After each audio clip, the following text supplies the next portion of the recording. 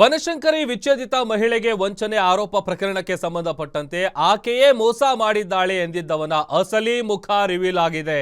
ಆಡಿಯೋದಿಂದ ಕಳಚಿ ಬಿದ್ದಿದೆ ಕಿಲಾಡಿ ಮೋಹನನ ಮುಖವಾಡ.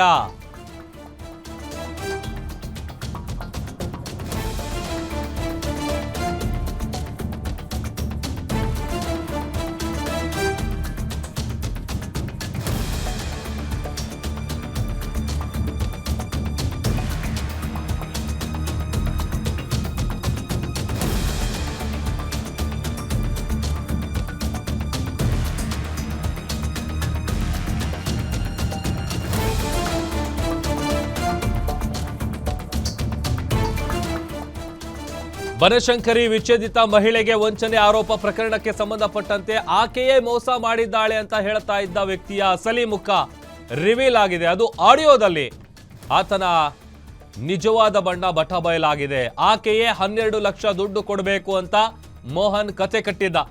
ಆಡಿಯೋದಲ್ಲಿ ನಿನ್ನ ಹಣ ನಿನಗೆ ಕೊಡ್ತೀನಿ ಅಂತ ಬಾಯ್ಬಿಟ್ಟಿದ್ದಾನೆ ಐನಾತಿ. ಸಂತ್ರಸ್ತಿಯನ್ನ 2022ರಲ್ಲಿ ಮದುವೆಯಾಗಿದ್ದ ಮೋಹನ್ ರಾಜ್. ಇದಕ್ಕೂ ಮುನ್ನ ಲಿವಿಂಗ್ ರಿಲೇಶನ್ಶಿಪ್ ನಲ್ಲಿದ್ರು ಮೋಹನ್ ಮತ್ತೆ ಸಂತ್ರಸ್ತೆಗೆ ಎರಡು ಬಾರಿ ಅಬಾರ್ಷನ್ ಅನ್ನು ಕೂಡ ಮಾಡಿಸಿದ್ದ ಕಿಲಾಡಿ ಮೋಹನ್.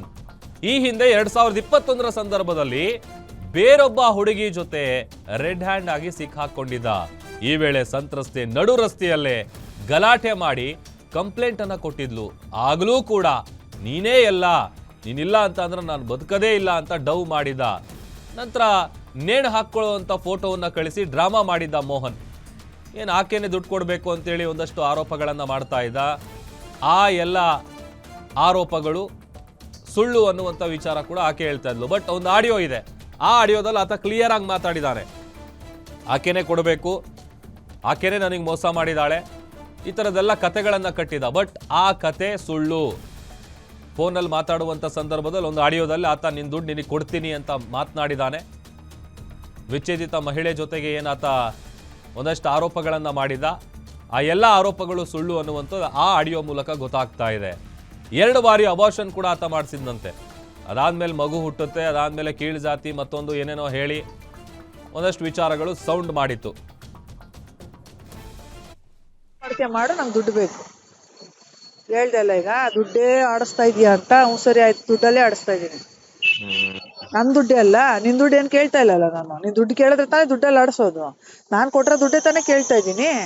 ಬೇರೆಯವ್ರ ಹತ್ರ ನಾನ್ ಸಾಲ ಮಾಡಿ ತಗೊಬಂದ್ ಕೊಟ್ಟೆ ಅಲ್ಲ, ಅವ್ರು ನನಗ್ ಚಪ್ಪಲಿ ಹೊಡೆದಾಗ ನಿಂಗೆ ಸಮಾಧಾನ ಆಗಿರೋದಲ್ವಾ ಅಲ್ವಾ? ಪ್ರತಿ ಸಲಿ ಇವತ್ತು ಹೇಳ್ತೀನಿ ಕೇಳೋ, ಪ್ರತಿ ಸಲಿ ಪ್ರಾಬ್ಲಮ್ ಅಲ್ಲಿ ಇದ್ದಾಗ ನೀನು ಒಂದು ಸ್ವಲ್ಪನೂ ಹೆಲ್ಪ್ ಮಾಡಿಲ್ಲ ನನಗೆ. ಯಾವ ವಿಚಾರದಲ್ಲೂ ಮಾಡಿಲ್ಲ. ನೀನ್ ಕೇಳೋ ರೈಟ್ಸೇ ಇಲ್ಲ. ಇವಾಗ ನಂಗೆ ದುಡ್ಡು ಬೇಕು ತಂದ್ಕೊಡು. ಪ್ರತಿಯೊಂದಕ್ಕೂ ನಾನು ಇನ್ನೊಬ್ರ ಹತ್ರ ಕೈ ಒಡ್ಡಿ ತಂದಿದ್ದೀನಿ ಹೊರ್ತು ಯಾವ ವಿಚಾರದಲ್ಲೂ ತಗೊಳ್ಳೆ ನನ್ನ ಹತ್ರ ಇದೆ ಅಂತ ನೀನ್ ಕೊಟ್ಟಿದ್ದೇ ಇಲ್ಲ ಕಣೋ. ನನ್ನ ಹತ್ರ ನನ್ನ ಪ್ರಾಬ್ಲಮ್ ಎಳ್ಳಷ್ಟು ನೀನ್ ಸಾಲ್ವ್ ಮಾಡಿಲ್ಲ ಇವತ್ತವರ್ಗು. ನಮ್ಮಣ್ಣ ಹತ್ರನೇ ಇಸ್ಕೊಂಡು ಸಾಲ್ವ್ ಮಾಡ್ಕೊಂಡಿದೀನಿ ಹೊರ್ತು ನಿನ್ನ ಹತ್ರ ನಾನು ಸಾಲ್ವ್ ಒಂದು ಎಳ್ಳಷ್ಟು ನಾನು ಮಾಡ್ಸ್ಕೊಂಡಿಲ್ಲ. ನನ್ನ ಪ್ರಾಬ್ಲಮ್ಗೆ ನೀನ್ ಹೆಲ್ಪ್ ಆಗಿಲ್ಲ ಕಣೋ. ಇವತ್ತೊಂದ್ ದಿವಸ ಹೇಳ್ತಾ ಇದೀಯಾ, ಅಯ್ಯೋ ನಾನು ಹಂಗೆ ಹಿಂಗೆ. ಏನ್ ಸುಖಕ್ಕೆ ಹೆಂಡತಿ ಮಕ್ಳೇ ಖುಷಿಯಾಗಿಲ್ಲ ಅಂದ್ಮೇಲೆ ಏನ್ ಸುಖಕ್ಕೆ? ಅಯ್ಯೋ, ಖುಷಿಯಾಗಿಲ್ಲ ಯಾರು ಇಲ್ಲ. ಇಲ್ಲಿ ಅರೇಂಜ್ ಮಾಡ್ತಾ ಇದ್ದಾಳೆ ಅಂತ ಹೇಳಿದ್ಕೆ ಅದು ಅವಾಗ ಸಾಲ್ವ್ ಆಯ್ತು.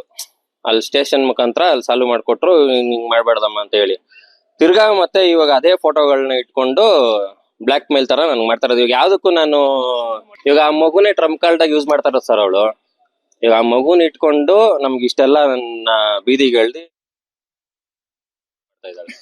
ಅಪ್ಪನೇ ಸರ್, ಆಬ್ವಿಯಸ್ಲಿ ಅಪ್ಪನೇ ನಾನು ಅದಕ್ಕೆ. ಹ್ಞೂ ಸರ್, ನಾನು ಕಂಪ್ಲೇಂಟ್ ಕೊಟ್ಟಿದ್ದೀನಿ. ಪೊಲೀಸ್ ಅವ್ರ ಮೇಲೆ ಸುಳ್ಳು ಆರೋಪಗಳು ಮಾಡಿದಾಳೆ ಅವಳು. ಪೊಲೀಸ್ ಅವ್ರ ಕಂಪ್ಲೇಂಟ್ ತಗೊಂಡಿಲ್ಲ ಹಂಗೆ ಹಿಂಗೆ ಅಂತ. ಪ್ರತಿಯೊಂದೂ ಪೊಲೀಸ್ ಅವ್ರ ಕಂಪ್ಲೇಂಟ್ ತಗೊಂಡು ನನ್ಗೆ ಏನ್ ಆಕ್ಷನ್ ತಗೊಬೇಕೋ ತಗೊಂಡಿದ್ದಾರೆ. ಇದುವರೆಗೂ ವಾರಕ್ಕೊಂದು ಕಂಪ್ಲೇಂಟ್ ಅವ್ರ ಮನೇಲಿ ಗೊತ್ತಿಲ್ಲ ಅನ್ನೋ ರೀತಿಲಿ ಅವ್ನು ಹೇಳ್ತಾ ಇದ್ದಾನೆ. ನಾನು ಹೇಳ್ತಾ ಇರೋದು ಅವ್ರ ಮನೇಲಿ ಗೊತ್ತು ಸರ್ ಅವ್ರಿಗೆ. ಯಾಕಂದರೆ ಅವ್ರ ತಂದೆ ಮೇಲೆ ನಾನು 2021ರಲ್ಲಿ ಕಂಪ್ಲೇಂಟ್ ಕೊಟ್ಟಿದ್ದೀನಿ. ನಾನು ಅವನು ಅವ್ರ ತಂದೆ ಇಬ್ಬರೂ ಸೇರಿ ನನ್ನ ಹತ್ರ 5 ಲಕ್ಷ ತೊಗೊಂಡಿರೋದು. 4 ಜನದ ಮೇಲೆ ನಾನು 2021ರಲ್ಲಿ ನಾನು ಕಂಪ್ಲೇಂಟ್ ಕೊಟ್ಟಿದ್ದೀನಿ.